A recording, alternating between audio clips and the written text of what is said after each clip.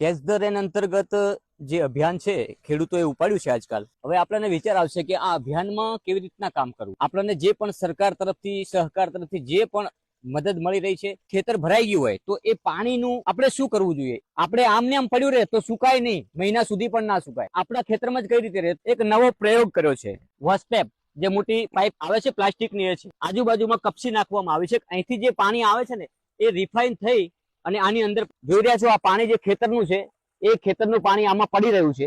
અને આ પાણી અહીંથી પાઇપલાઇન નાખેલી છે જૂના બોરમાં. આ પાણી બધું જૂના બોરમાં રિચાર્જ થઈ રહ્યું છે. આ રીતના જોઈ શકો, જે ત્યાંથી રિફાઇન થાય છે ને, જે કપસી નાખેલી છે અને જે પાણી આવી રહ્યું છે એ પાણી અહીંથી સીધું આ બોરમાં રિચાર્જ થાય છે.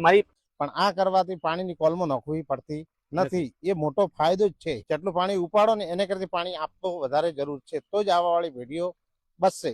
જળ એ જીવન જ છે. હમણાં તમને જે પાણી કઈ રીતે અહીંયા બોર રિચાર્જ થાય છે એના તમામ દ્રશ્યો બતાવ્યા, ખેડૂત સાથે વાત પણ કરી. આખું ખેતર ભરાયેલું હતું. 100% પાણી આ જવાબદારી ઉપાડશે ને ખેડૂતો પાણી વિશેની, તો મને લાગે છે કે 2 વર્ષમાં આપણું પાણી આપણને પાછું મળશે.